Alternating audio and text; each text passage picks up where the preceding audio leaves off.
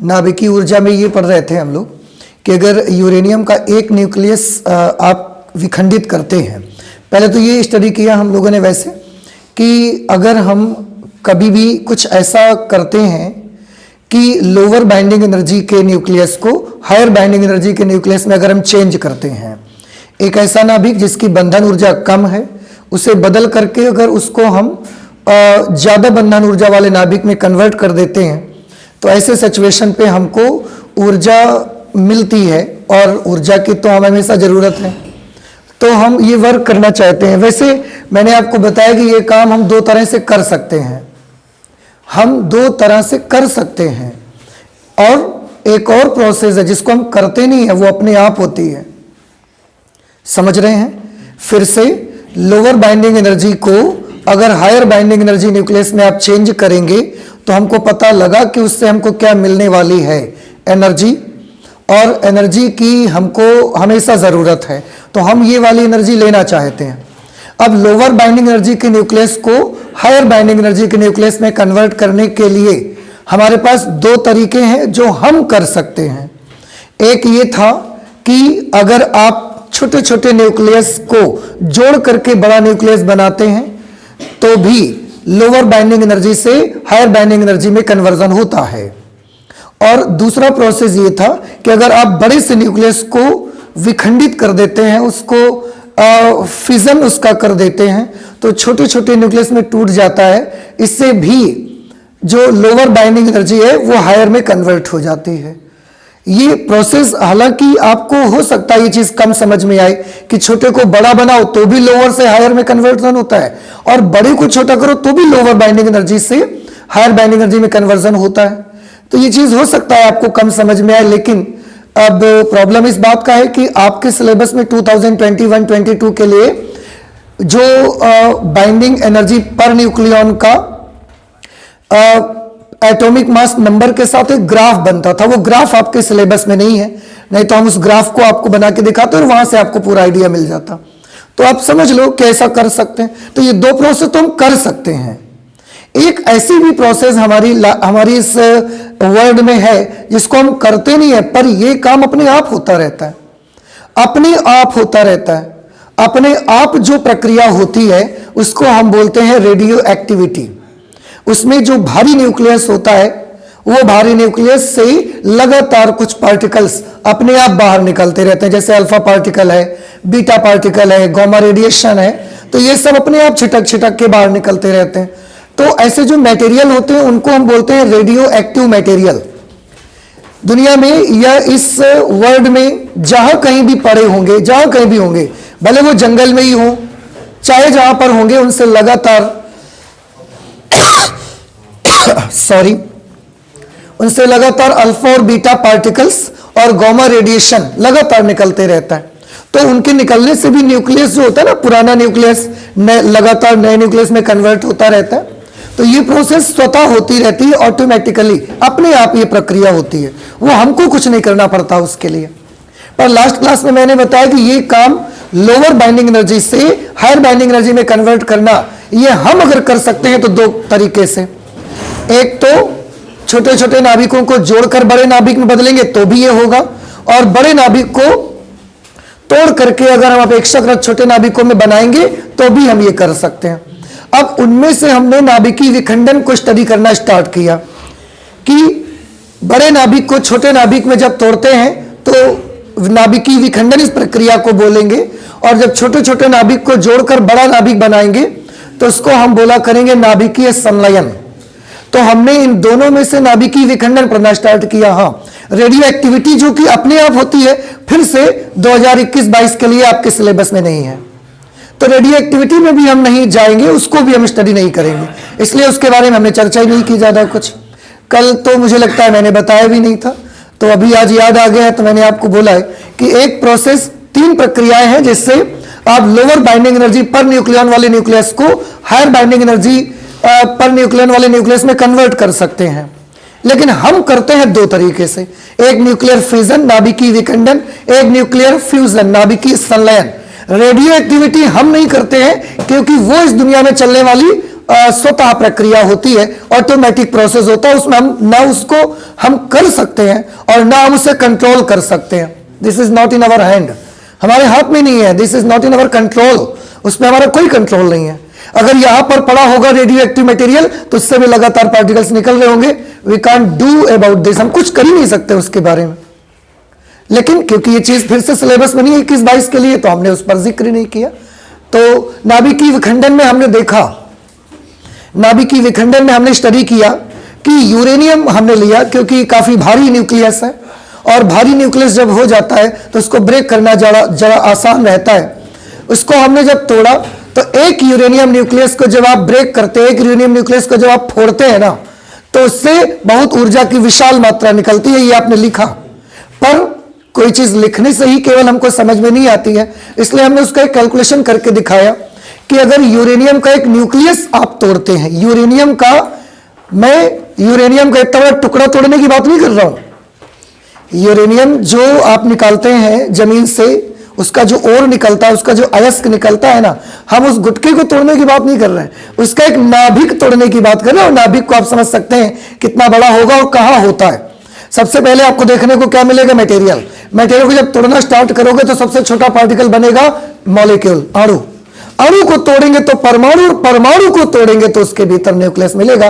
और उस न्यूक्लियस की मैं बात कर रहा हूं कि जब आप एक न्यूक्लियस ब्रेक करते हो, एक न्यूक्लियस जब आप उसका विखंडित करते हो ना, तो लगभग 200 मिलियन इलेक्ट्रॉन वोल्ट, मिलियन 10⁶ तो ऑलरेडी उसमें मल्टीप्लीकेशन में है, 200 लगभग 200 मिलियन इलेक्ट्रॉन वोल्ट एनर्जी निकलती है एक न्यूक्लियस तोड़ने में। अब आज हम आपको यह करके दिखाएंगे कि अगर हम यूरेनियम का 1 ग्राम ले लें, 1 ग्राम वस्तु कितनी होती है आप समझ सकते हैं। आप इस समय सर्दी का मौसम है, मूंगफली भी चबाते हैं, 100 ग्राम लेते हैं और 100 ग्राम में इतनी मूंगफली मिलती है केवल, देखते हैं ना। और हम कितने यूरेनियम की चर्चा कर रहे हैं, we are talking about only and only 1 gram uranium, 1 gram, बड़ा छोटी सी क्वांटिटी होगी। 1 ग्राम यूरेनियम फोड़ेंगे कितनी ऊर्जा निकलती है, एक न्यूक्लियस में लगभग 200 MeV, तो 1 ग्राम। अब सबसे पहले हम ये पता लगाना चाहते हैं ना कि 1 ग्राम यूरेनियम का अगर टुकड़ा होगा हमारे पास तो उसके भीतर नाभिक कितने होंगे। आपने साइंस का, आपकी केमिस्ट्री का नॉलेज आपको बताता है कि किसी भी तत्व के 1 ग्राम परमाणु अगर आपके पास है, 1 ग्राम परमाणु, तो उसमें परमाणुओं की संख्या कितनी होती है। आंसर है एवोगाद्रो संख्या के बराबर। आपको यह केमिस्ट्री मेरे ख्याल से बताई जाती है कि किसी भी एलिमेंट का 1 ग्राम परमाणु अगर लेते हैं, और 1 ग्राम परमाणु का मतलब क्या होता है, 1 ग्राम परमाणु का यह मतलब है जैसे हाइड्रोजन का 1 ग्राम परमाणु हमने बोला, या ऑक्सीजन का 1 ग्राम परमाणु बोला, तो 1 ग्राम परमाणु, ऑक्सीजन की द्रव्यमान संख्या कितनी होती है, 16, 8O16 होता है ना, तो ऑक्सीजन की द्रव्यमान संख्या कितनी होती है, 16। तो ऑक्सीजन के 1 ग्राम परमाणु का क्या मतलब है, ऑक्सीजन के 1 ग्राम परमाणु का मतलब है 16 ग्राम ऑक्सीजन। जितना उसका एटॉमिक मास नंबर होगा उतने ही ग्राम वो वाली चीज चाहिए मुझे, समझ रहे हैं। नाइट्रोजन का 1 ग्राम परमाणु, नाइट्रोजन की द्रव्यमान संख्या कितनी होती है, 14, तो नाइट्रोजन का 1 ग्राम परमाणु का मतलब क्या है, 14 ग्राम नाइट्रोजन। यूरेनियम का 1 ग्राम परमाणु का मतलब क्या है, यूरेनियम की द्रव्यमान संख्या कितनी है, 235, 235, तो यूरेनियम के 1 ग्राम परमाणु का मतलब है 235 ग्राम यूरेनियम। यह चीज आप पहले तो समझ में आनी चाहिए आपको। किसी का भी क्लोरीन का 1 ग्राम परमाणु, इसका मीनिंग क्या है, हमने बोला ले ये बर्तन ले जाओ, इसमें जरा क्लोरीन का 1 ग्राम परमाणु ले आओ। क्लोरीन का, हमने ये नहीं बोला कि 1 ग्राम ले आओ, मैंने बोला क्लोरीन का 1 ग्राम परमाणु ले आओ। 1 ग्राम परमाणु का मतलब क्या है, आपको तुरंत समझ में आना चाहिए, आपके माइंड में तुरंत ये बात स्ट्राइक करनी चाहिए। 1 ग्राम परमाणु का मतलब है, पहले देखो कि क्लोरीन की द्रव्यमान संख्या कितनी है, 35, बस 35 ग्राम क्लोरीन तौल के आपको लानी है। तो किसी भी एलिमेंट का जितना द्रव्यमान संख्या होगी उतने ग्राम अगर आप ले रहे हैं तो हम उसको बोलते हैं कि उसका 1 ग्राम परमाणु आप ले रहे हैं। तो शब्दों पे ध्यान दीजिए, मैं 1 ग्राम नहीं कह रहा हूं, मैं 1 ग्राम परमाणु भी उसके साथ बोल रहा हूं। समझ में आया? तो बताइए फिर से बोलो, ऑक्सीजन के 1 ग्राम परमाणु इस बर्तन में भर लाओ, कितनी लाओगे ऑक्सीजन आप? 16 ग्राम। नाइट्रोजन का 1 ग्राम परमाणु एक बर्तन में भर के दीजिए हमको, 14 ग्राम। समझ रहे हैं? कार्बन का 1 ग्राम परमाणु चाहिए मुझे, 12 ग्राम। क्लोरीन का 1 ग्राम परमाणु चाहिए मुझे, अब आप समझ गए, 35 ग्राम चाहिए। तो यूरेनियम का 1 ग्राम परमाणु लाओ, 235 ग्राम। तो यूरेनियम का 1 ग्राम परमाणु अर्थात 235 ग्राम में कितने परमाणु मिलेंगे? आंसर है एवोगैड्रो संख्या के बराबर। तो यूरेनियम के 1 ग्राम परमाणु, 1 ग्राम परमाणु का मतलब क्या है? 235 ग्राम। 235 ग्राम में परमाणुओं की संख्या कितनी होती है? जितना एवोगैड्रो नंबर होता है। अब आप सोचोगे परमाणु क्यों निकालने चल रहे हो, नाभिक की बात करो ना।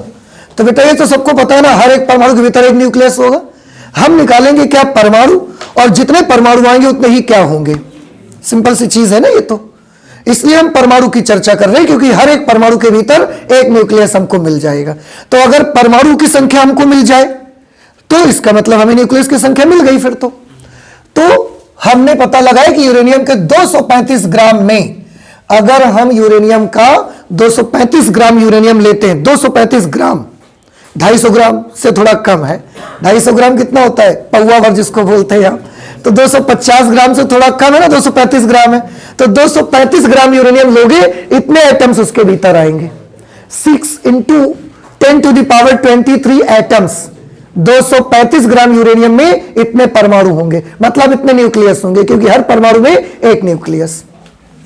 अब 235 ग्राम में इतने न्यूक्लियस हैं, तो 1 ग्राम यूरेनियम में कितने परमाणु होंगे? अब आप समझ सकते हैं, यूनिटरी मेथड आप जानते हैं, बचपन से यूज कर रहे हैं, है ना। 10 रुपए में मिलते हैं 5 पेन, तो 1 रुपए में कितना मिलेगा? आप समझ सकते हैं, आधा पेन। समझ रहे हैं ना। तो 235 ग्राम यूरेनियम में इतने परमाणु हैं, तो 1 ग्राम यूरेनियम में कितने परमाणु होंगे? 235 का हमने डिवाइड कर दिया। 235 से डिवाइड करोगे तो ये आंसर आएगा 2.56 × 10⁻21। मतलब 235 1 ग्राम यूरेनियम में, 1 ग्राम यूरेनियम में इतने परमाणु मिलेंगे, और जितने परमाणु हैं उतने ही क्या हैं? नाभिक। इसका मतलब है 1 ग्राम यूरेनियम के भीतर इतने नाभिक आएंगे। और 1 यूरेनियम का नाभिक आपको कितनी एनर्जी देता है?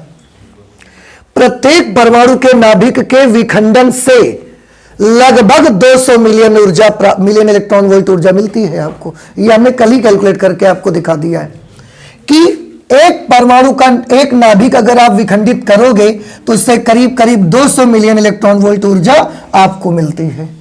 इसलिए 1 ग्राम यूरेनियम से प्राप्त ऊर्जा कितनी होगी? 1 ग्राम यूरेनियम को तोड़ेंगे तो कितनी एनर्जी मिलेगी? एक नाभिक को तोड़ने से लगभग 200 मिलियन इलेक्ट्रॉन वोल्ट। तो 1 ग्राम यूरेनियम को विखंडित करेंगे तो कितनी ऊर्जा मिलेगी? तो 1 ग्राम यूरेनियम में कितने नाभिक हैं? आंसर है इतने नाभिक हैं। एक नाभिक को तोड़ने से 200 MeV ऊर्जा मिलती है, तो इतने नाभिक को तोड़ने से कितनी ऊर्जा मिल जाएगी? मल्टीप्लाई करवा दिया 200 से, लगभग ये कितनी आ गई? 5.12 × 10⁻23 मिलियन इलेक्ट्रॉन वोल्ट। आप पहले ये समझ में ये बताइए कि समझ में आया कि नहीं आया, फिर से मुझे बताते जाइए। ये सारा का सारा आपके सामने का, देख के ही सही पर मुझे बताइए। एक नाभिक यूरेनियम का जब ब्रेक होगा, यूरेनियम का एक नाभिक तोड़ेंगे तो कितनी एनर्जी निकलेगी? यूरेनियम का एक नाभिक तोड़ेंगे तो कितनी ऊर्जा निकलती है? लगभग 200 मिलियन इलेक्ट्रॉन वोल्ट। ठीक है। यूरेनियम के 1 ग्राम में कितने नाभिक होते हैं? 2.56 × 10⁻21 इतने न्यूक्लियस हैं। तो 1 ग्राम यूरेनियम हाथ में लेके आओ ना, इतने नाभिक उसमें हैं। तो अगर हम पूरा 1 ग्राम यूरेनियम तोड़ देंगे, मतलब हम इतने नाभिक ब्रेक कर देंगे। एक नाभिक को ब्रेक करने से 200 MeV, तो इतने नाभिकों को ब्रेक करने से इतने नाभिक मतलब 1 ग्राम, इतनी ऊर्जा मिल जाएगी। अब आपको एक छोटा सा आइडिया बताया गया कि ये जो ऊर्जा मिल रही है ना, आपको इसके बारे में पता नहीं है कितनी भारी भरकम ऊर्जा है। देखो इतनी ऊर्जा, आपने TNT का नाम सुना है, ट्राई नाइट्रो टोलुइन, केमिस्ट्री में ये बहुत आता है। और ये एक एक्सप्लोजिव मटेरियल है, ये एक विखंडनीय पदार्थ है जो बम वगैरह बनाने के काम में आता है। एक्सप्लोजिव मटेरियल है ये, ठीक है ना, एक तरीके से बारूद का काम करता है ये। तो कितना यूरेनियम तोड़ा है आपने? 1 ग्राम, केवल ये चुटकी भर 1 ग्राम यूरेनियम, ठीक। और ये यूरेनियम जितनी ऊर्जा दे रहा है ना, ये ऊर्जा अगर आप टीएनटी से लेने जाओगे ना, टीएनटी से 20 टन टीएनटी आपको खर्च करना पड़ेगा। 1 टन में 10 क्विंटल होते हैं, 10 क्विंटल 1000 किलो, अंदाजा है कुछ आपको? 1 टन 1000 किलो, 20 टन 20,000 किलो, तो 20,000 किलो टीएनटी जितनी ऊर्जा देता है, उतनी ऊर्जा ये चुटकी भर यूरेनियम आपको दे देगा, ऐसे ही चुटकी भर में। ये आइडिया मैं आपको देना चाहता था, इसलिए मैंने बोला था कि बाकी का कैलकुलेशन मैं छोड़ूंगा नहीं, मैं कल करके दिखाऊंगा आपको, वो आज मैंने करके आपको दिया यहां। तो TNT means try nitrotoluene, which is an explosive material. इसका एक्सप्लोजन से एक बारूद है और ये बहुत बम विस्फोटक है ये। तो जब 20 टन टीएनटी आप एक्सप्लोड करते हैं ना, 20 टन टीएनटी 20,000 किलोग्राम, उतना टीएनटी जितनी एनर्जी देता है, वो एनर्जी अगर आप यूरेनियम से लेने जाओगे ना, वो बोलेगा बस इतना ले जाओ, तो बस उसको 20 टन जला दोगे तो पूरी दुनिया भस्म हो जाएगी। यूरेनियम का 20 टन जला दो ना, पूरी दुनिया में कुछ बचेगा ही नहीं। यूरेनियम से अगर इतनी ऊर्जा लेनी है आपको, 1 ग्राम यूरेनियम आपको दे देगा, चुटकी भर यूरेनियम। और इतनी एनर्जी से क्या कर सकते हैं? 2 × 10⁴ किलोवाट, 2 × 10⁴ किलोवाट मतलब 20,000 किलोवाट घंटा की विद्युत ऊर्जा पैदा कर सकते हैं, बिजली उत्पन्न कर सकते हैं। पावर हाउस लग जाएगा। 1 ग्राम यूरेनियम पावर हाउस चला देगा आपका। तो ये जानकारी है ना, ये जानकारी अब आपके अंदर ईगरनेस पैदा करेगी कि अब तो यूरेनियम पढ़ना ही है हमको, कि यार जो चीज, जो काम अभी तक टीएनटी अगर यूज करते तो 20 टन टीएनटी, पूरा एक ट्रेन का कंपार्टमेंट भर के टीएनटी मंगवाते, तब हम उतनी ऊर्जा पा सकते थे। और जो कि जेब में खाली 1 ग्राम यूरेनियम लिए चले जाओ, मार दो, खत्म। समझ रहे हैं? तो यही चाहिए हमको। तो ये वाली ऊर्जा हम लेना चाहते हैं, इससे हम वंचित नहीं रहना चाहते। ये बड़ी अच्छी चीज है। ठीक है, कैसे ले सकते हैं? अभी नहीं, अभी और चीज सीखनी पड़ेगी, तभी ऊर्जा ले सकते हैं। लेकिन अब शायद है कि इसने आपके मन में पढ़ाई के प्रति बड़ी इच्छा जागृत कर दी होगी कि यार अगर इतनी ऊर्जा मिलती है केवल 1 ग्राम से, तो चलो फिर इसको और अच्छे पढ़ा जाए, इसको और बताया जाए। तो देखिए, हम इसको फोड़ना चाहते हैं यूरेनियम को, क्योंकि मुझे ऊर्जा चाहिए। ऊर्जा का हमें हमेशा लालच है हमारी साइंस में। एनर्जी और फोर्स, 2 ही चीजें तो हमारी फिजिक्स को चाहिए, हमारी दुनिया को चाहिए, हमें चाहिए। एनर्जी और फोर्स से ही पूरी दुनिया चल रही है। यही दोनों चीजें हमको चाहिए अच्छे से। ठीक है, कैसे तोड़ेंगे? आंसर है न्यूट्रॉन डालो। न्यूट्रॉन से तो कल बोला था, न्यूट्रॉन डालेंगे यूरेनियम टूटेगा। लेकिन जब हम यूरेनियम में न्यूट्रॉन भेजते हैं ना, तो हमारे पास कई तरीके की चीजें होती हैं, उनको थोड़ा सा समझने की आवश्यकता है। क्या समझने की जरूरत है? जैसे समझने की जरूरत यह है कि जब नाभिकीय विखंडन की अभिक्रिया होती है ना, तो नाभिकीय विखंडन की अभिक्रिया में एक अभिक्रिया होती है जिसको हम बोलते हैं श्रृंखला अभिक्रिया, चेन रिएक्शन। चेन रिएक्शन कैसे, क्या है इसका मतलब, इसको समझने की कोशिश करिए। जैसे मैंने क्या किया, ये एक यूरेनियम का न्यूक्लियस है हमारे पास, ये एक यूरेनियम का न्यूक्लियस है हमारे पास। इसको हमने क्या किया, इस पर हमने न्यूट्रॉन भेजा 0n1, न्यूट्रॉन गया, उसने इसको तोड़ा। या यूं समझ लें कि मेरे पास 1 ग्राम यूरेनियम का एक टुकड़ा है, छोटा सा 1 ग्राम का है, या इतना बड़ा टुकड़ा है हमारे पास यूरेनियम का, इतना बड़ा यूरेनियम का हमारे पास गुटका है, टुकड़ा है, और उस पर हमने 1 न्यूट्रॉन ऐसा फेंक के मार दिया। अब 1 न्यूट्रॉन फेंक के मारा तो वो क्या करेगा, जाएगा।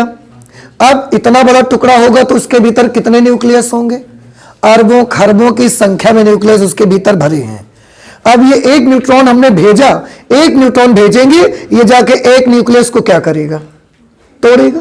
1 न्यूट्रॉन जाएगा, 1 न्यूक्लियस तोड़ेगा। ये 1 न्यूक्लियस टूटेगा, तो कल आपने एग्जाम्पल देखा था, उसकी रिएक्शन मैंने करी थी। 1 न्यूक्लियस टूटेगा, उससे लगभग एवरेज में 3 न्यूट्रॉन और निकलेंगे। वो जो 3 न्यूट्रॉन निकलेंगे, वो 3 न्यूट्रॉन तीनों जाके, क्योंकि इतना बड़ा टुकड़ा है, अरबों खरबों की संख्या में, उसमें क्या है, एक न्यूक्लियस तो है नहीं, उसमें millions and billions and trillions nucleases हैं, इतनी न्यूक्लियाई है उसके भीतर। तो एक ने जाके एक को तोड़ा, एक के टूटने से क्या हुआ, 3 न्यूट्रॉन और निकलते, वो तो टूट गया, छोड़ो उसकी बात, उसके टुकड़े क्या बने, आई डोंट केयर, मुझे फर्क नहीं पड़ता।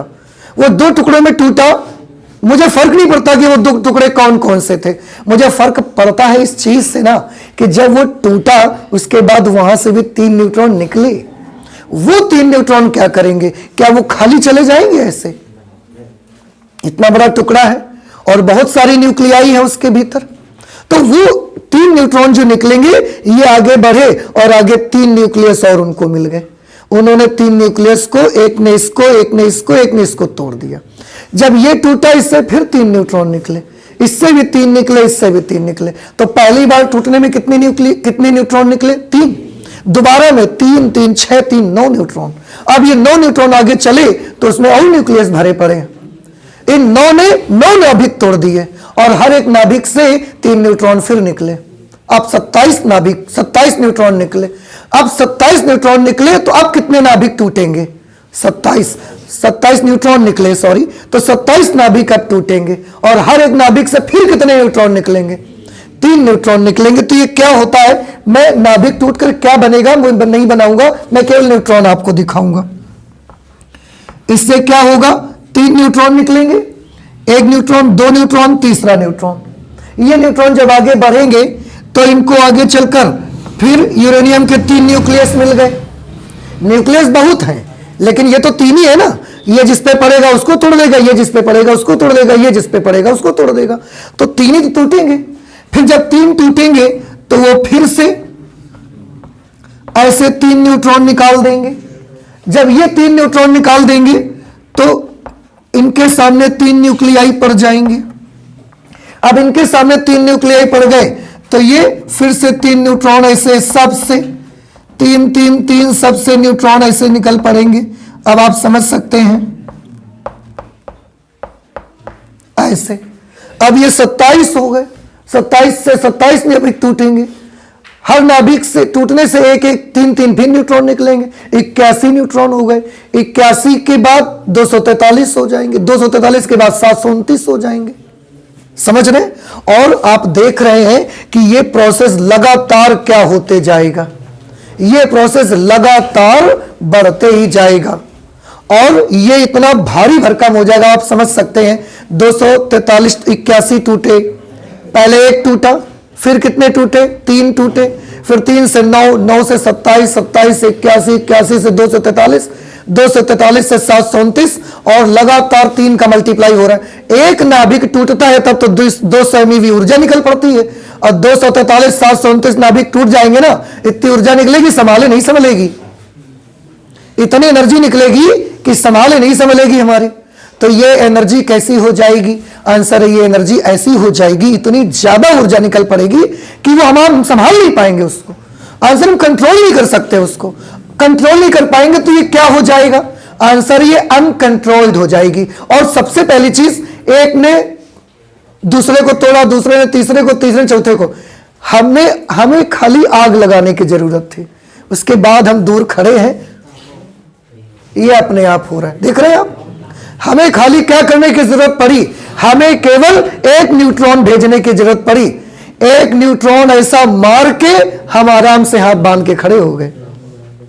उसके बाद हम कुछ कर रहे हैं क्या इसमें, इसने इसको तोड़ा, इसने इन 27 को तोड़ा, 27 81 तोड़ेंगे, 81 243 तोड़ेंगे, 243 729 तोड़ेंगे, इसके बाद मैं कुछ नहीं कर रहा हूं। जैसे कहीं आग लगाना है तो आप खाली एक माचिस जला के टच करा दो, ऐसा तो है नहीं कि पूरा मैच बॉक्स जलाना पड़ता है आपको, या पूरा 10 घंटे तक आपको जलाना ही पड़ रहा है, ऐसा तो नहीं करना पड़ रहा है। वही चीज यहां है, मैंने तो सिर्फ चिंगारी टच करा दी, बस मैंने तो सिर्फ ना चिंगारी टच करा दी, स्पार्क दे दिया उसको, और एक न्यूट्रॉन देते ही इसके बाद मैं हाथ बांध के खड़ा हूं, कुछ नहीं कर रहा हूं मैं। पर यह प्रक्रिया अब रोके नहीं रुक रही है, यह प्रोसेस अब रोके नहीं रुक रही है, एक से दूसरा, दूसरे से तीसरा, तीसरे से चौथा, और इतना बड़ा होता जा रहा है कि हमारे संभाल ही नहीं संभलती है। तो पहली बात तो एक से दूसरा, दूसरे से तीसरा, तीसरे से चौथा, चौथे से पांचवा जब जुड़ता है तो ये वाली रिएक्शन का नाम हमने रखा चैन रिएक्शन। इस रिएक्शन का नाम क्या पड़ गया? Chain reaction. चैन रिएक्शन मतलब श्रृंखला अभिक्रिया। एक श्रृंखला बन गई है, अब वो टूटते ही जा रहे हैं, टूटते ही जा रहे हैं। कब तक? जब तक पूरा नाभिक खत्म नहीं हो जाएगा। तुम बीच में घुस के बंद तो कर नहीं सकते इसको, इतनी ऊर्जा निकल रही है, इतना हीट बन रहा होगा, एक्सप्लोजन हो रहा होगा, बस का नहीं है अभी हमारे। ठीक है, तो ये क्या बन गई है? चैन। तो इस प्रकार का रिएक्शन क्या कहलाएगा? चैन रिएक्शन, श्रृंखला अभिक्रिया। श्रृंखला अभिक्रिया में भी 2-3 टाइप हो सकते हैं। कैसे 2-3 टाइप हो सकते हैं? श्रृंखला अभिक्रिया में 2-3 टाइप ये हो सकते हैं। एक तो ये वाला टाइप है जिसमें क्या हुआ, पहले 1, फिर 3, फिर 3 की घात 2, अब 3 की घात 3 होने जा रहा है 27। 3 त्रिका 9 तिया 27। फिर इसके बाद 3 की घात क्या हो जाएगा? 4, 81। इसके बाद 3 की घात 5 हो जाएगा 243। इसके बाद 3 की घात 6 हो जाएगा 729, जिसमें ये चीज होते जा रही है। और ये अभिक्रिया इतनी भारी भरकम हो जाएगी कि अब ये कंट्रोल में नहीं है, इसलिए इस रिएक्शन को हम नाम रख देते हैं uncontrollable chain reaction. Uncontrollable chain reaction, अनियंत्रित श्रृंखला अभिक्रिया।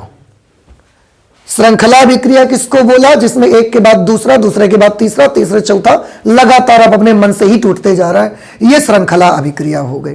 श्रृंखला अभिक्रिया के साथ जब टूटना रुके ही ना, चलते ही जाए, चलते ही जाए, चलते ही जाए, और एनर्जी ये बनती जा रही है, तो वो कैसी हो गई? अब हमारे कंट्रोल में नहीं रही है, हमारे कंट्रोल से बाहर हो गई, आउट ऑफ अवर कंट्रोल हो गई। तो वो रिएक्शन हो गई अनकंट्रोलेबल चैन रिएक्शन। इसमें 3 से मल्टीप्लाई होते चला जा रहा है अब लगातार।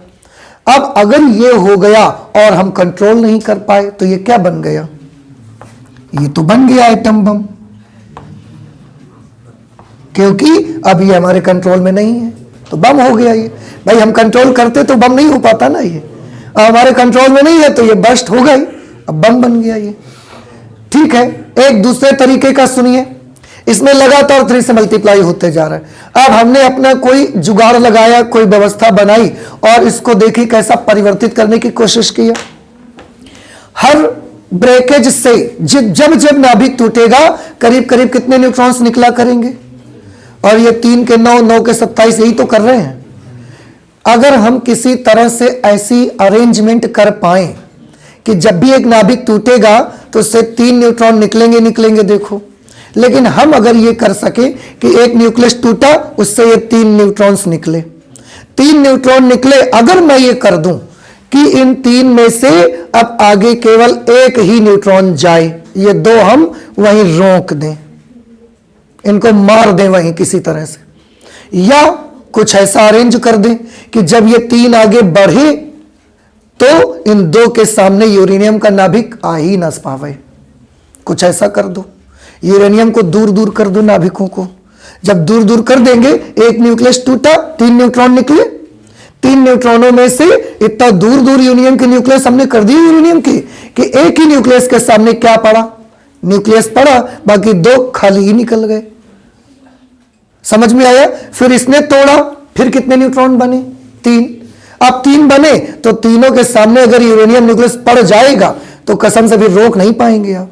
तो फिर हमने क्या किया? कुछ ऐसी व्यवस्था करो, या तो न्यूट्रॉन रोक दो, 2 न्यूट्रॉन रोक दीजिए, एक ही को आगे बढ़ने दो। एक आगे बढ़ेगा, एक न्यूक्लियस टूटेगा, फिर 3 बनेंगे। मल्टीप्लाई तो नहीं होगा, 3 का 9, 9 का 27, 27 का 81 होने से बचेगा। हर बार बस क्या होगा?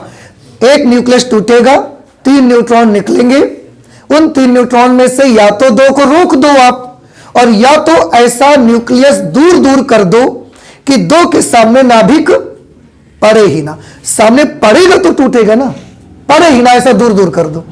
एक के सामने फिर पड़ेगा, एक के सामने पड़ेगा, वो टूटेगा, 3 न्यूट्रॉन बनेंगे, फिर 3 न्यूट्रॉन आगे बढ़ेंगे, 3 न्यूट्रॉन आगे बढ़ेंगे, तो फिर हम ऐसा या तो न्यूट्रॉन रोक दो आप, और या तो नाभिक दूर दूर कर दो, ताकि फिर आगे जो 3 न्यूट्रॉन चले हैं इनमें से भी केवल एक न्यूट्रॉन के सामने ही न्यूक्लियस पड़ी, दो फिर खलियां निकल जाए इसे उनके सामने।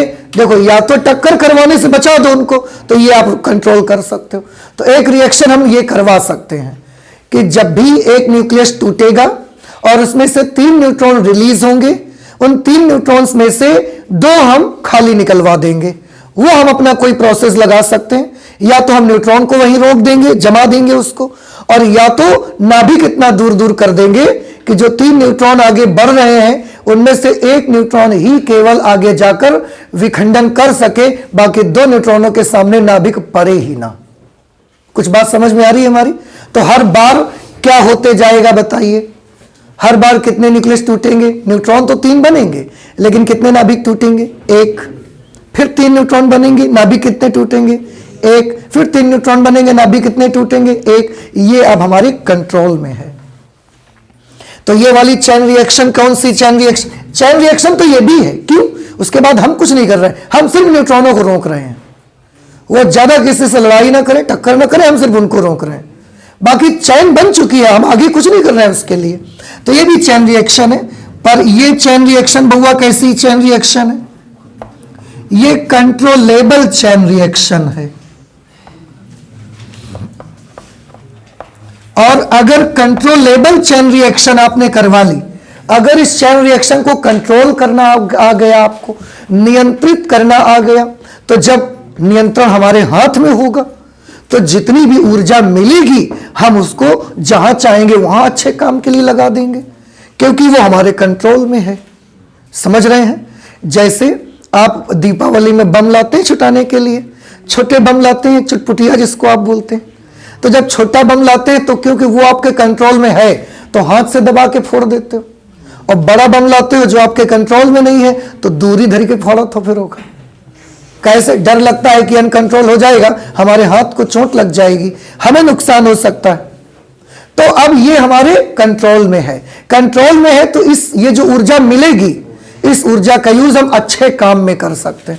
अच्छे काम में कर सकते हैं, हम इससे रिएक्टर बना सकते हैं। रिएक्टर बनाएंगे, उसमें ऊर्जा का यूज निकलेगी, उससे हम बिजली पैदा करेंगे। बिजली पैदा करेगी, पूरे देश में बिजली पहुंचेगी, उसका हम यूज कर सकते हैं। उससे फैक्ट्रीज चलेंगी, उससे बड़े बड़े कारखाने चलेंगे, ये हम यूज कर लेंगे उसका। तो जब कंट्रोलेबल चैन रिएक्शन हुआ तो उससे हमने क्या बनाया? उसका यूज करके हमने न्यूक्लियर रिएक्टर बनाया, जिसे नाभिकीय रिएक्टर कहते हैं। समझ में आया?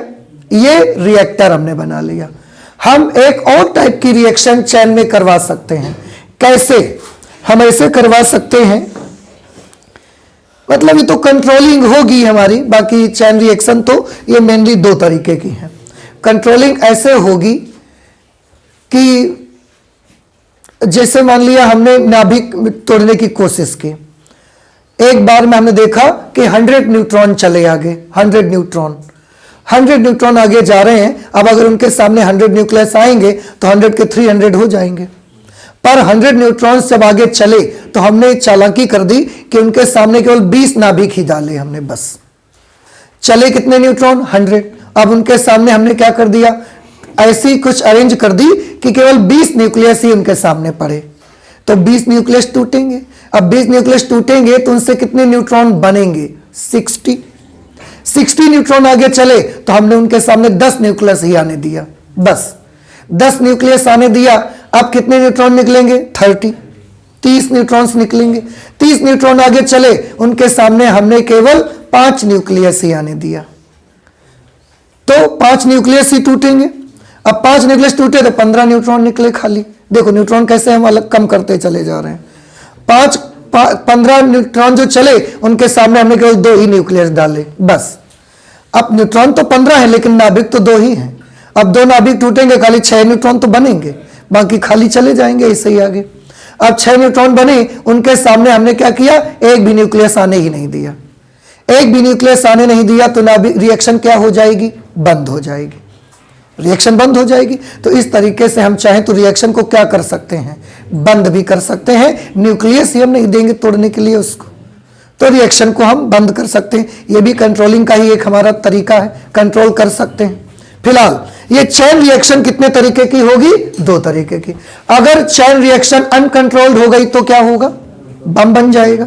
चैन रिएक्शन कंट्रोल कर लिया हमने तो न्यूक्लियर रिएक्टर बना लेंगे, बिजली पैदा करेंगे और आपके घरों में भेजेंगे। समझ रहे हैं आप? अब देखिए लिखा क्या गया है, अब लिखा वाला भी पढ़ लो जरा, ठीक है ना? समझ तो गए आप सब। नाभिकीय विखंडन में श्रृंखला अभिक्रिया, जब यूरेनियम पर, ध्यान से सुनिएगा, जब यूरेनियम पर न्यूट्रॉनों की बमबारी की जाती है, बमबार्डिंग मतलब ऐसा डालेंगे हम, तो जब यूरेनियम पर न्यूट्रॉनों की बमबारी की जाती है तो प्रत्येक यूरेनियम नाभिक लगभग 2 बराबर खंडों में टूट जाता है, कल से पढ़ रहे हो आप, तथा इसके साथ बहुत अधिक ऊर्जा, देखो इसके साथ निकलता क्या है, बहुत अधिक ऊर्जा मिलती है और 2 या 3 नए न्यूट्रॉन भी निकल जाते हैं उससे। ये 2 या 3 नए न्यूट्रॉन जो निकलते हैं, ये न्यूट्रॉन अनुकूल परिस्थितियां मिलने पर, ये कैसे क्यों लिखा गया अनुकूल परिस्थितियां? अनुकूल परिस्थितियों का मतलब है कि निकले 3 न्यूट्रॉन और 3 नाभिक मिलेंगे तो तीनों तोड़ पाएंगे ना, तो ये है अनुकूल परिस्थिति। प्रतिकूल परिस्थिति क्या होगी? प्रतिकूल ये होगी कि न्यूट्रॉन बने 3 और नाभिक मिल रहा खाली 1, तो फिर एक ही टूटेगा फिर। और अगर अनुकूल परिस्थिति मिलती चली गई इसको कि जितने न्यूट्रॉन बन रहे हैं सब न्यूट्रॉनों को एक एक न्यूक्लियस फिर आगे मिल जाता है, अनुकूल परिस्थितियां मिलने पर अन्य यूरेनियम नाभिकों को भी इसी प्रकार विखंडित कर सकते हैं जो न्यूट्रॉन आगे चल रहे हैं। इस प्रकार नाभिकों के विखंडन की एक श्रृंखला बन जाती है, 1 से 3, 3 से 9, 9 से 27, 27 से 81, ये एक चैन बन गई पूरी, जो एक बार चालू होने पर स्वतः चालू रहती है, अपने आप ही चलती रहती है। हमको केवल यहां से थोड़ा सा चिंगारी की जरूरत है, 1 न्यूट्रॉन डालने की जरूरत है। और कब तक चालू रहती है? जब तक कि समस्त यूरेनियम समाप्त नहीं हो जाएगा, फिर आप उसके पहले रोक नहीं पाएंगे। जब तक पूरा यूरेनियम खत्म नहीं हो जाएगा तब तक आप रोक नहीं सकते। इस प्रक्रिया को नाभिकीय विखंडन की श्रृंखला अभिक्रिया कहते हैं। और श्रृंखला अभिक्रिया कितने तरह की होती है? 2 तरह की, एक अनकंट्रोलेबल और एक कंट्रोलेबल। अनकंट्रोल्ड या कंट्रोल्ड, अनियंत्रित श्रृंखला अभिक्रिया और नियंत्रित श्रृंखला अभिक्रिया। यह बात समझ में आ गई? तो ये 2 प्रकार की चैन रिएक्शन होंगी, पर चैन रिएक्शन तो होगी। तो हमारे सामने सबसे बड़ा खतरा यह है कि इसको देख करके तो बड़ा खुश हो गए हम, वी आर वेरी हैप्पी कि यार चलो खोद के कहीं से यूरेनियम लाओ चल के और उसका देखा जाए। ये तो बड़ा आसान है, पर आप खोद के कहीं से यूरेनियम पा गए, बाई चांस पा गए, तो आप अगर मिल गया तो अब घर ही में आप बैठे बैठे मल शुरू कर दी ओपन प्रक्रिया। अगर आपने प्रोसेस शुरू कर दिया तो वो प्रोसेस में आप जानते हैं 2 हो सकती हैं बातें, कि या तो वो कंट्रोल हो जाएगी आपसे और या तो वो कंट्रोल नहीं होगी। अगर कंट्रोल नहीं हुई तो कुछ बचेगा नहीं, फिर ये समझ लो। तो इसमें तो बहुत बड़ा रिस्क है। अब अगर बहुत बड़ा रिस्क है तो फिर हम तो घर में नहीं कर सकते, ये अब तो मुश्किल है हमारे लिए।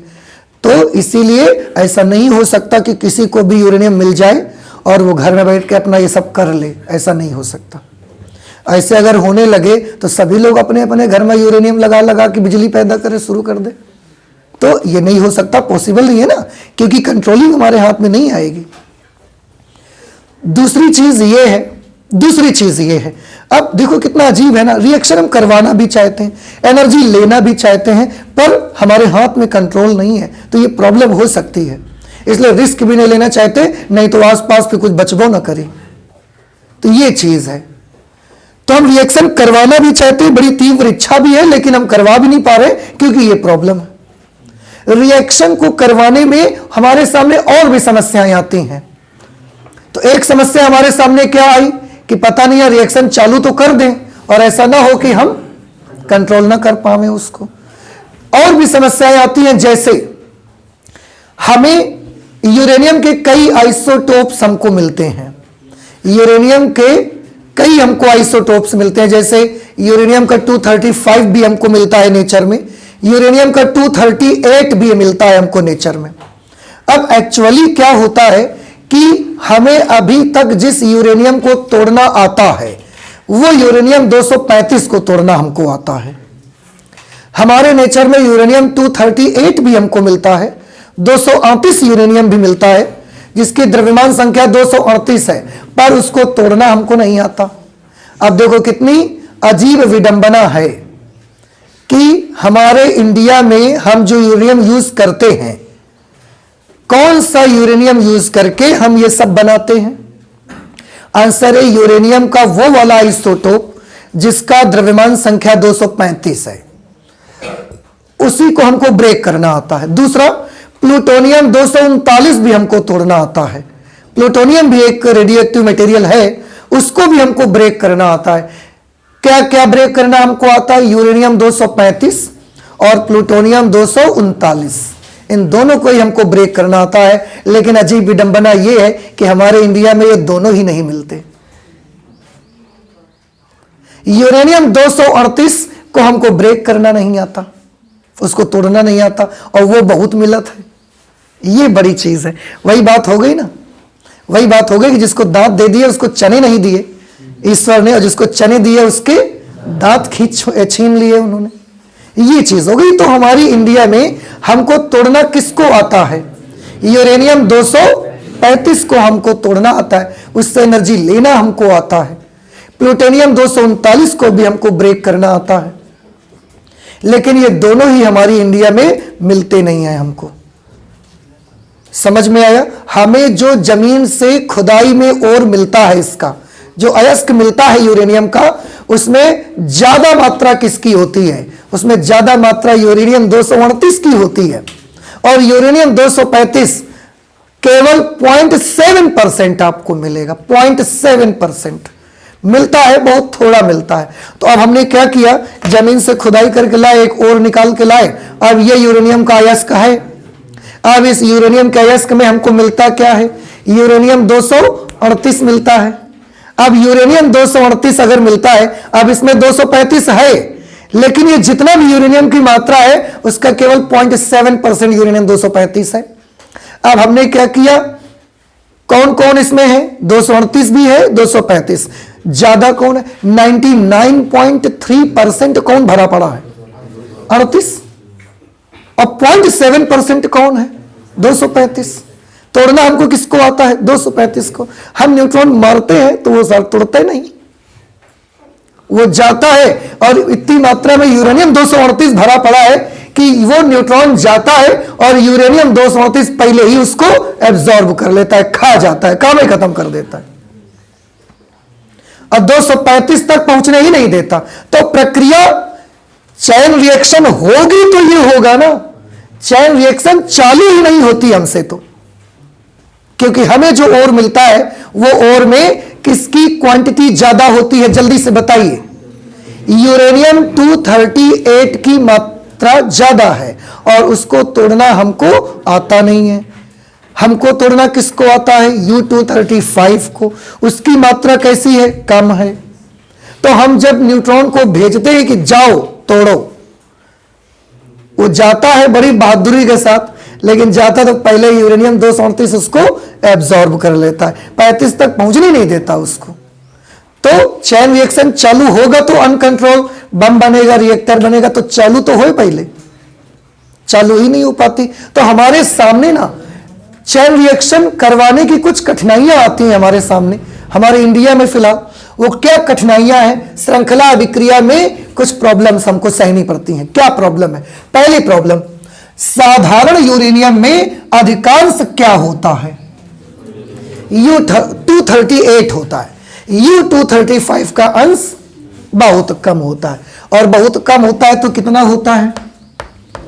केवल 0.7% पार्ट ही मुझे इसका मिलता है। अब आप समझ गए, पहली कठिनाई ये है कि मतलब आप अगर पा भी जाओगे ना, अगर पा ही जाओ कहूं से एक यूरेनियम का अयस्क, तो तुम कुछ करे ना पाइए हो, खैर समझ रहे हैं? क्योंकि हमारे इंडिया में जो मिलता है 238 ज्यादा मिलेगा, और आपको उसको तोड़ना नहीं आता। ठीक है, एक तो ये समस्या हमारे सामने बहुत बड़ी है। देखो देखो, एक लाइन से आप देखते जाइए, कल से आज तक में जो हमने पढ़ा ना, हमारी तीव्र इच्छा है कि हम रिएक्शन करवाना चाहते हैं, ये होगा वो होगा सब पढ़ रहे हैं, पर जब करवाने जाते हैं तो होती ही नहीं रिएक्शन, क्योंकि हमारे पास प्रचुर मात्रा में नहीं है 235। दूसरी प्रॉब्लम क्या है? दूसरी समस्या हमारे सामने ये आती है कि हम न्यूट्रॉन कहां से लाएंगे। बहुत बात हो रही है कि न्यूट्रॉन लाओ, ऐसा चीज थोड़ी है जेब में भरे चले और न्यूट्रॉन मार दो, ऐसा थोड़ी होता है। न्यूट्रॉन कहां से लाएंगे? तो आंसर है न्यूट्रॉन हम लेते हैं कहां से? तो ये यूरेनियम वगैरह है ना, ये बेटा रेडियो एक्टिव मटेरियल्स हैं। Uranium, plutonium, thorium, this all are the radioactive materials, और इनसे कॉन्टिन्यूअसली लगातार इनसे पार्टिकल्स निकलते रहते हैं, alpha particle, beta particle, neutrons, इनसे लगातार निकलते रहते हैं ये सब। तो न्यूट्रॉन, हम कौन सा न्यूट्रॉन यूज करते हैं, कहां से लाएंगे? तो हम कोई बाहर से न्यूट्रॉन लाने नहीं जाते हैं। हम क्या कर देते हैं, एक यूरेनियम ये है, एक यूरेनियम ये है, दोनों को हम आमने सामने ऐसा रख देते हैं। आमने सामने रखने से क्या होगा?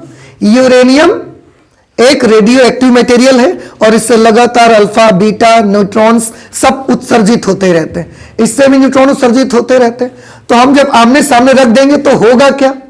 जो न्यूट्रॉन इससे निकलेगा वो इसके नाभिकों को तोड़ेगा, और जो इससे न्यूट्रॉन निकलेगा वो इसके नाभिकों को तोड़ेगा। हमारा तरीका ये है, ऐसा नहीं कि जेब में भर के न्यूट्रॉन लाएंगे हम फिर मारेंगे उसको, ये सब नहीं है। ये आपको बताने के लिए, आपको समझाने के लिए कह दिया जाता है। हमारा तरीका मेन ये है कि दो यूरेनियम के ऐसे ले लीजिए पीस, आमने सामने रखिए, इससे निकलने वाला न्यूट्रॉन इसके न्यूक्लियस तोड़ेगा और इससे निकलने वाला न्यूट्रॉन इसके न्यूक्लियस तोड़ेगा। लेकिन तो न्यूट्रॉन कहां से निकलेगा? यूरेनियम से। यूरेनियम से जो न्यूट्रॉन निकलता है ना, उसकी स्पीड बहुत ज्यादा होती है। उसकी जो स्पीड होती है वो बहुत ज्यादा होती है, और इतनी ज्यादा होती है कि वो न्यूक्लियस में जाता है पर उसको तोड़ नहीं पाता। अब ये चीज आपको कम समझ में आ रही होगी कि जब इतनी ही स्पीड ज्यादा है तो जाके उसको तो तोड़ देना चाहिए, फिर तोड़ क्यों नहीं पाता? अब इसके लिए मैं आपको एग्जांपल देता हूं, आप ध्यान से सुनिएगा। आपके घर में कांच की खिड़की लगी हुई, बाई चांस लगी है, या आप सोचिए थोड़ा सा उसके बारे में। अगर कांच की खिड़की लगी हुई है और हम चाहते हैं कांच ऐसा टूट जाए, बिखर जाए, टूट के चिथड़े चिथड़े हो जाए बिल्कुल वो, तो हम सोचते हैं कि ये कांच मैं तोड़ दूं और वो टूट के बिल्कुल चिथड़े चिथड़े उसके हो जाए, टुकड़े टुकड़े हो जाए वो। तो हम क्या करते हैं, हम बंदूक निकाल के लाते हैं और जो खिड़की है उसमें ऐसा मार देते हैं गोली। अब आप बताइए, क्या आप कांच तोड़ पाए? टूटेगा? आप सोच के बताइए, टूट पाएगा क्या ग्लास? नहीं टूटेगा। बिल्कुल सही कह रहे हैं आप जानते हैं क्या हो जाएगा? गोली जब आप मारेंगे उतनी गोली वाली जगह पर क्या हो जाएगा? छेद, बाकी कांच सेफ बच जाएगा। तो ग्लास अगर तोड़ना है तो हाई स्पीड बुलेट नहीं तोड़ सकती। फिर क्या? कुछ नहीं, एक अद्धा उठाओ, ईंटा मार दो, एक ईंटा उठाओ, इतना बड़ा गुटका मार दो, अब वो तोड़ देगा। क्यों तोड़ दिया उसने? क्योंकि बुलेट क्यों नहीं तोड़ पाई? क्योंकि बुलेट की स्पीड बहुत ज्यादा थी। वो जब गई है उसका मोमेंटम इतना ज्यादा था, उसका फोर्स इतना ज्यादा था कि उसने केवल उतनी ही जगह पर फोर्स लगाया और छेद करके पार करके निकल गई। तो स्पीड किसकी ज्यादा थी, बुलेट की या ईंट की? बुलेट की स्पीड ज्यादा थी। तो तोड़ कौन पाया? ईंट तोड़ पाई कि बुलेट तोड़ पाई? यहां पर भी हाई स्पीड बुलेट नहीं तोड़ पाई है। और एक एग्जांपल सुनिए, और एक एग्जांपल सुनिए, सबने किया है। गोली वाला एग्जांपल सबने किया है, ऐसा जरूरी नहीं है। अपने घर का कांच कौन तोड़ता है यार? लेकिन यह सबने किया हुआ है। देखो कैसे, कैरम बोर्ड आप खेलते हैं, खेला है आपने? जब आपने कैरम बोर्ड खेला है, आपको याद होगा ऐसे जब हम कैरम बोर्ड खेलते हैं तो उसके ऊपर शुरुआत जब गेम की होती है तो उसके ऊपर हम ऐसा गोटियां सजा के रखते हैं, बढ़िया, एक के ऊपर एक, ऐसा पूरी बिल्डिंग बना के रखते हैं। अब जब आप बिल्डिंग बना के रखते हो और यहां से स्ट्राइगर आप मारते हो, अब आप मुझे बताइए, स्ट्राइगर आप दो तरह से मार सकते हो, या तो आहिस्ते से मार सकते हो और या तो आप बड़ी तेज ऐसे मार सकते हो। जब जब स्ट्राइगर आपने इस बिल्डिंग पर तेज मारा होगा ना, इस स्ट्राइगर ने इसको तोड़ा नहीं है, क्या किया है आपको मालूम है? ये गया, नीचे वाली गोटी को निकाल दिया इसने और पूरी बिल्डिंग फिर खड़ी की खड़ी रह गई, टूटा नहीं है ये। समझ रहे हैं? स्ट्राइकर जब आप मारे हैं तो जब आप तेज स्ट्राइकर मार दिया ना तो नीचे वाली गोटी को उसने निकाल दिया बाहर और पूरी बिल्डिंग फिर वैसे ही खड़ी हो जाती है। फिर तेज मारो, फिर नीचे वाली गोटी निकल जाती है, ऊपर वाली बिल्डिंग फिर पूरी की पूरी खड़ी रह जाती है। तो बिल्डिंग टूटती नहीं है। बिल्डिंग कब टूटेगी? जब आप स्ट्राइकर को धीरे से मारोगे। कितना धीरे से? अब इतना धीरे से न मारोगे, यही नहीं जाए, यहां रह जाएगा तो कहां टूटेगा। लेकिन एक निश्चित स्पीड से जब आप उसको चलाओगे, कितनी स्पीड कि स्ट्राइकर यहां जाए और जाके आधी गोटी निकले और आधा स्ट्राइकर इसमें फंसा रह जाए। समझ रहे हैं? ये गोटी आधी बाहर निकले और आधा स्ट्राइकर इसमें फंसा रह जाए। जब आधा स्ट्राइकर फंसा रह जाएगा एक साइड से तो ये बिल्डिंग इधर से ऐसे गया और फंसा रहेगा तो बिल्डिंग क्या होगी? टेढ़ी, और टेढ़ी होगी तो फिर ढह जाएगी। तो आप किसी चीज को बाहर नहीं अंदर से तोड़ सकते हैं उसको। तो यूरेनियम से जो न्यूट्रॉन निकलते हैं वो इतने हाई स्पीड न्यूट्रॉन होते हैं कि ये जाते हैं और नाभिक में टकराते भी हैं, नाभिक में प्रवेश भी कर जाते हैं और प्रवेश करने के बाद पार निकल भी जाते हैं। इसलिए न्यूक्लियस को तोड़ नहीं पाते। न्यूक्लियस टूटेगा कब? न्यूक्लियस टूटेगा कि न्यूट्रॉन की स्पीड इतनी होनी चाहिए कि वो न्यूक्लियस में जाए और अंदर ही रह जाए। फिर अंदर रह जाएगा तो साइज उसका बड़ा हो जाएगा, साइज बड़ा हो जाएगा फिर वो टूट जाएगा। तो दूसरी प्रॉब्लम हमारे पास क्या है? यूरेनियम से उत्सर्जित न्यूट्रॉनों की गति अति तीव्र होने के कारण यूरेनियम से जो न्यूट्रॉन निकला है उसकी स्पीड इतनी ज्यादा होती है कि वे यूरेनियम के नाभिकों को विखंडित नहीं कर पाते, बल्कि क्या करते हैं? पार करके निकल जाते हैं वो। ये वैसे ही एग्जांपल है जैसे बाई चांस कहीं पर आप खड़े हैं, एक कुछ भी कह सकते हैं, एक ऐसा चट्टान बनी हुई है, मतलब कि क्या बोलते हैं, चबूतरा टाइप का ऊंचा चबूतरा बना है और उसके चारों तरफ क्या है? चारों तरफ ऐसा बड़ी दूर दूर तक ऐसा गड्ढा बना है, आप कूदेंगे तो हाथ पैर टूट जाएंगे। समझ रहे हैं? एक तरफ से ऐसे रास्ता आया है, सकरे सी पट्टी, और दूसरी तरफ से रास्ता निकल गया है और उस चबूतरे में केवल और केवल 50 लोग खड़े हो सकते हैं बस। तो 50 लोग खड़े, 51 अगर हुए नहीं कि एक हाथ को तो नीचे गिरना ही पड़ेगा। तो अब क्या होता है? 50 लोग ऐसा बिल्कुल बड़े आसानी से ऐसे खड़े हैं, सटे हुए ऐसे। अब एक बच्चा आता है वहां से, हटो हटो करता हुआ चला आता है, तो सब लोग क्या करते हैं? कोई ऐसे करता है तो बच्चा बीच में से निकल जाता है, कोई ऐसा टेढ़ा होता है तो वो निकल जाता है, सब लोग ऐसा करते हैं और बच्चा बीच में से निकल के पार हो जाता है। लेकिन अगर सोचिए वो बच्चा आए, सबने ऐसा, किसी ने ऐसा वैसा किया और बच्चा बीच में रुक गया, 50 लोगों की जगह 51 हुई गया, तो जो ऐसे करे तो कितनी देर तक करेगा? वो गिरेगा ही, तो टूट जाएगा फिर वो। ये हम चाहते हैं कि ना न्यूट्रॉन जाए और न्यूक्लियस के भीतर जाके पार ना हो जाए, जाए वही के भीतर जगह बना के बैठ जाए, बैठेगा फिर फूटेगा ही न्यूक्लियस। और हाई स्पीड न्यूट्रॉन निकलते हैं यूरेनियम से, वो बेचारे तोड़ नहीं पाते। तो हम क्या चाहते क्या हो आप? आंसर हम ये चाहते हैं कि यूरेनियम से जो तोड़वाएंगे उसी से हम, पर यूरेनियम से जो न्यूट्रॉन निकले कुछ ऐसी अरेंजमेंट हो जाए कि इस न्यूट्रॉन की स्पीड थोड़ी कम हो जाए, इतनी हो जाए कि जब समस्त ग्रह तो उसके अंदर रह जाए और तोड़ दे उसको। दूसरी समस्या, तीसरी समस्या देखिए। तीसरी प्रॉब्लम वही प्रॉब्लम जो सबसे बड़ी प्रॉब्लम है कि अगर कंट्रोल नहीं हुआ तो हमें बड़ी भारी प्रॉब्लम खड़ी हो जाएगी। नाभिकीय विखंडन अभिक्रिया का नियंत्रण भी एक कठिनाई है कि अगर बाय चांस हम शुरू तो कर देंगे लेकिन अगर हम कंट्रोल ना कर पाए उसको तो ये हमारे लिए बड़ी प्रॉब्लम हो जाएगी। ये एक बम विस्फोट का रूप धारण कर लेगी। और एटम बम इतने खतरनाक है, न्यूक्लियर बम ये जो हैं इतने खतरनाक होते हैं कि इनका रेडिएशन बड़ा डेंजरस होता है।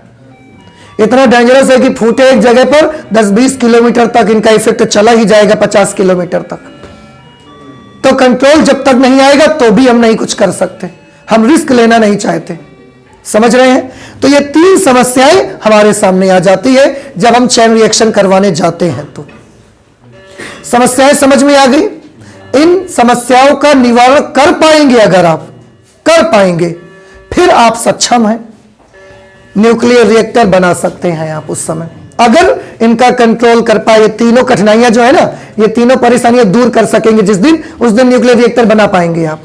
ठीक है, दो चीजें इसमें और भी देखने लायक हैं। हमने चेक किया, देखा क्रांतिक साइज और क्रांतिक द्रव्यमान।